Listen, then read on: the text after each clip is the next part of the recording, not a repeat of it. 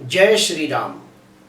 मैं वसंत रावल आज मैं आपको बताने आया हूं, अगर किसी व्यक्ति की जन्म कुंडली के अंदर वृश्चिक लग्न हो और वो व्यक्ति बहुत मेहनत करने के बावजूद वो उन्नति प्रगति विकास न कर पाता हो जिसका वो हकदार हो, तो उसे कौन से भगवान की पूजा पाठ करने से बहुत लाभ होगा।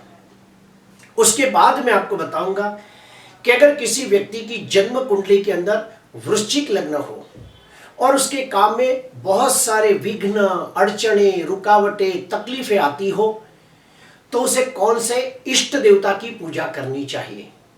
और आखिरी में मैं आपको बताऊंगा, अगर किसी व्यक्ति की जन्म कुंडली में वृश्चिक लग्न हो और उसके हर काम में कहीं ना कहीं रुकावटों के साथ साथ तकलीफें भी आती हो और उसका भाग्य साथ ना देता हो, मुंह तक आए हुए निवाले गिर जाते हो, काम होते होते अटक जाते हो, भाग्य उसका साथ न देता हो, तो उसे कौन से आराध्य देवत की पूजा करनी चाहिए। तो आइए गहराई से जानते हैं। अगर किसी व्यक्ति की जन्म कुंडली के अंदर यहां पे 8 नंबर लिखा हो तो समझ जाना उसकी वृश्चिक लग्न की कुंडली है। और वृश्चिक लग्न का स्वामी ग्रह कौन है? मंगल है। सबसे पहले मैं आपको बताऊंगा लग्न भाव के बारे में।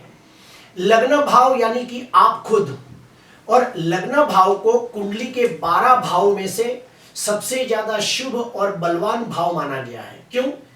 क्योंकि जो लग्न भाव है उसकी गिनती केंद्र भाव में भी होती है और लग्न भाव की गिनती त्रिकोण भाव में भी होती है।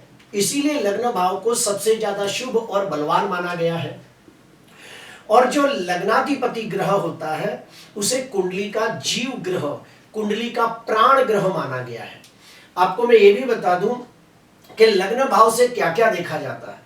लग्न भाव से देखा जाता है कि व्यक्ति का रूप रंग कैसा होगा, नाक नक्शा कैसा होगा, शारीरिक गठन कैसा होगा, उसके आचार विचार संस्कार चारित्र कैसा होगा, उसकी बुद्धि कितनी तेजस्वी होगी, वो कितना बुद्धिमान गुणवान तेजस्वी होगा, उसकी पर्सनालिटी व्यक्तित्व प्रभाव कैसा होगा, ये सब लग्न भाव को देखकर पता चलता है। उसका आत्मबल कैसा होगा, उसका सोचने का दृष्टिकोण कैसा होगा, ये सभी चीजें लग्न भाव को देखकर पता चलता है। अभी लग्न भाव जो है वो वृश्चिक लग्न है तो उसका स्वामी ग्रह कौन है? मंगल है। तो मंगल के भगवान कौन है? हनुमान जी है। तो हनुमान जी की पूजा पाठ करने से लग्न भाव बलवान होगा। अभी हनुमान जी की पूजा पाठ में क्या क्या करना चाहिए तो सुनिए। सबसे पहला, ओम हम हनुमंते नमः, ओम हम हनुमंते नमः, ये मंत्र का रोज सुबह शाम 108 108 जाप करना चाहिए। इससे कुछ ज्यादा कर सकते हैं तो शनिवार के दिन और मंगलवार के दिन हनुमान जी के मंदिर जाकर सिंदूर चढ़ाना चाहिए। इससे भी ज्यादा कुछ करते हैं तो रोज एक बार हनुमान चालीसा का पाठ करना चाहिए। तो हनुमान चालीसा का पाठ करने से मंगल ग्रह बलवान होगा और मंगल ग्रह बलवान होगा तो लग्न भाव शुभ होगा। लग्न भाव शुभ होगा तो कुंडली का शुभत्व 3 गुना बढ़ जाएगा, क्योंकि सबसे इंपॉर्टेंट भाव है लग्न भाव। तो हनुमान जी की पूजा पाठ करने से कुंडली का लग्न भाव बलवान होता है तो व्यक्ति सही समय पे सही निर्णय ले पाता है और उसके वजह से उसकी उन्नति प्रगति विकास होता है। अभी हम आते हैं पंचम भाव के ऊपर। वृश्चिक लग्न की कुंडली के अंदर पंचम भाव में कौन सी राशि है? मीन राशि है। तो मीन राशि का स्वामी कौन है? गुरु है। तो पंचमाधिपति गुरु हुआ। पहले तो हम पंचम भाव के बारे में जानेंगे कि पंचम भाव से क्या क्या देखा जाता है। पंचम भाव से देखा जाता है कि व्यक्ति कितना बुद्धिमान गुणवान तेजस्वी प्रभावशाली प्रतिभाशाली होगा, ये पंचम भाव को देखकर पता चलता है। व्यक्ति की ग्रहण शक्ति कितनी बलवान होगी, स्मरण शक्ति कितनी बलवान होगी, तर्क बुद्धि कितनी अच्छी होगी, ये सब पंचम भाव से देखा जाता है। पंचम भाव से ये भी देखा जाता है कि व्यक्ति ने गत जन्म में अच्छे कर्म किए होंगे या बुरे कर्म किए होंगे। उसके बाद पंचम भाव को देखकर यह भी पता चलता है कि उसकी पढ़ाई लिखाई कैसी होगी, उसे कौन सी पढ़ाई में लाभ होगा, कौन सी पढ़ाई में इंटरेस्ट होगा। और यह भी देखा जाता है कि उसके संतान का सुख कैसा होगा। तो हमें पंचम भाव के जो स्वामी हैं उसे बलवान करना होगा। तो पंचम भाव के स्वामी ग्रह कौन है? तो जो पंचमाधिपति है गुरु है, तो गुरु के भगवान कौन है? विष्णु जी है। तो विष्णु भगवान की पूजा पाठ करनी चाहिए। अब इसके लिए क्या क्या कर सकते हैं? तो सबसे पहला, ओम नमो भगवते वासुदेवाय, ओम नमो भगवते वासुदेवाय, ओम नमो भगवते वासुदेवाय, ये मंत्र का रोज सुबह और शाम 108 जाप करना चाहिए। इससे ज्यादा कुछ कर सकते हैं तो विष्णु यज्ञ करना चाहिए, साल में एक बार विष्णु याग करना चाहिए। इससे भी ज्यादा कुछ करना चाहते हो तो रोज विष्णु भगवान की सुबह या शाम पूजा पाठ करनी चाहिए। और विष्णु से लगते जितने भी स्तोत्र हैं, जैसे कि विष्णु सहस्त्र नामावली का पाठ करें, तो ये सब करने से विष्णु भगवान की कृपा से गुरु का बल बढ़ेगा, और गुरु का बल बढ़ेगा तो पंचम भाव शुभ होगा। तो उसके इष्ट देवता है। वृश्चिक लग्न वाले व्यक्तियों के लिए विष्णु भगवान उनके इष्ट देवता है। तो इष्ट देवता की पूजा पाठ करने से पंचम भाव बलवान होगा, और पंचम भाव बलवान होगा तो उसके जीवन में आने वाले बहुत सारे विघ्न, अड़चने, रुकावटें कम होगी, और इष्ट देव की कृपा से उसके जीवन में सुख, शांति, समृद्धि आएगी।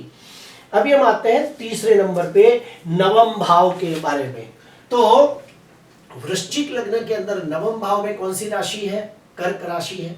कर्क राशि के स्वामी कौन है? चंद्र है। चंद्र के भगवान कौन है? शिव जी है। पहले तो मैं आपको नवम भाव के बारे में बता देता हूं कि नवम भाव से देखा जाता है कि व्यक्ति का भाग्य, किस्मत, नसीब कैसा होगा, व्यक्ति ईश्वर के प्रति कितनी श्रद्धा रखता होगा, धर्म के प्रति कितनी आस्था रखता होगा, व्यक्ति कितना श्रद्धालु, धार्मिक, आध्यात्मिक होगा, उसे पूजा पाठ करना, होम हवन करना, दान पुण्य करना, यात्रा, तीर्थ यात्रा करना, ये सब अच्छा लगेगा कि नहीं, ये सब बातें हम नवम भाव से जानते हैं। नवम भाव से हमारे पिताजी के बारे में भी सब पता चलता है। प्रिय दर्शकों, वृश्चिक लग्न वाले व्यक्तियों को भाग्याधिपति चंद्र के भगवान है शिव जी। अगर शिव जी की पूजा की जाए तो चंद्र का बल बढ़ेगा, और चंद्र का बल बढ़ेगा तो भाग्य भाव अच्छा होगा। भाग्य भाव अच्छा होगा तो उसके काफी सारे अटके हुए काम आगे बढ़ने लगेंगे। प्रिय दर्शकों, मैं आपको और एक बात बता देता हूं कि शिव जी की पूजा के लिए हमें क्या क्या करना चाहिए। तो बहुत सारी चीजें हैं, जैसे कि ओम नमः शिवाय, ओम नमः शिवाय, ओम नमः शिवाय, ये मंत्र का रोज सुबह शाम 108 बार जाप करना चाहिए। इससे ज्यादा कुछ कर सकते हैं तो आप सोमवार का व्रत रख सकते हैं। सोमवार के दिन शिव मंदिर में जाके दूध और पानी का अभिषेक करना चाहिए। अभिषेक करते समय भी लिंगाष्टकम, बिल्वाष्टकम, शिवाष्टकम, तांडव स्तोत्रम, मानस स्तोत्रम, ये सब स्तोत्र का पठन करते हुए आप शिव जी का रुद्राभिषेक कर सकते हो। उसके बाद आप शिवरात्रि के दिन उपवास रख सकते हो। महामृत्युंजय के 1.25 लाख मंत्र का जाप करके उसका दशांश होम, तर्पण, मार्जन कर सकते हो। शिव रक्षा स्तोत्र का पठन कर सकते हो। तो ये सब करने से शिव जी प्रसन्न होंगे। शिव जी प्रसन्न होंगे तो चंद्र का बल बढ़ेगा। चंद्र का बल बढ़ेगा तो भाग्य भाव बलवान होगा। तो काफी बार ऐसा होता है कि हमारे मुंह तकाए निवारे गिर जाते, काम होते होते अटक जाते, तो वो प्रॉब्लम सॉल्व हो जाएगा। प्रिय दर्शकों, मैं आपको बता देता हूं कि जन्म कुंडली के अंदर लग्न भाव, पंचम भाव और भाग्य भाव, इन तीनों भाव को धर्म त्रिकोण कहते हैं। अगर ये धर्म त्रिकोण को बलवान कर दिए जाए तो व्यक्ति के काफी सारे प्रॉब्लम सॉल्व हो जाएंगे, और वो व्यक्ति कम समय के अंदर बहुत अच्छी उन्नति, प्रगति, विकास करेगा और धनवान, यशवान, कीर्तिवान बनेगा।